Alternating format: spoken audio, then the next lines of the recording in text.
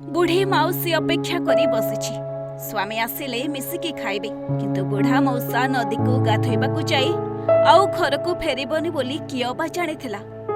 ए बयस रे स्त्री को छाड़ी सबुदिन पाई आरपारी को चली जाइछंती जणे वृद्ध। आउ ए बुढ़ी मौसीर अपेक्षा केवल अपेक्षा रे ही जेमिति रहिगला। स्वामी आउ ए दुनिया रे नाही बोली जानी मुह जेमिति पूरा सुखी जाइछि।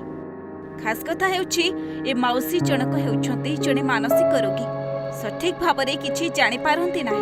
तापरे भी आज पर्यंत जहा जेमिति सब करूथिले किंतु आज ताग पई ए आकाशटा जेमिति छिड़ी पड़िछि। गजपति जिला गुरांडी थाना अंतर्गत माछमरा गाँ निकट दे जाइथबा महेंद्रतनया नदी रे बुड़ी जणे वृद्धकर होइछि अकाल मृत्यु।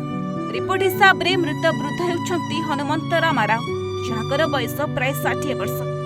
आज से मध्याह्न समय रे नदी को गाधोइबाकू जाइथिले किंतु कौनसी कारणरू नदी रे बुड़ी जाइथिले किंतु ए कथाटी को केही भी जानि पारिले नाही।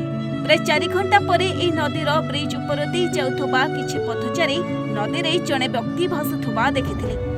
यापरे खबर पाइथिले ग्रामवासी। यापरे तुरंत घटनास्थल रे माछमरा सरपंच के तिरुपति राव एवं ग्रामवासी पहुंची सबको चिन्हट करी पुलिस को खबर देथिले। खबर पाई गुरांडी थाना अधिकारी सदल पळी सेठारे पहुंची मृत शरीर को उद्धार करी व्यवच्छेद पाई पारला खेमंडी स्थित जिला मुख्य चिकित्सालय को पठाई दैछंती।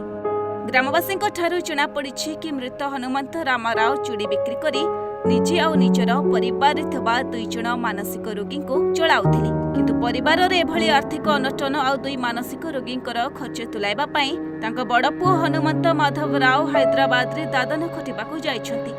आ एभली गरीब परिवार को सरकारी सहायता मिलिले मृत हनुमंत रामाराव को परिवार उपकृत हेबे बोली सरपंच एवं ग्रामवासी दाबी करिछंती।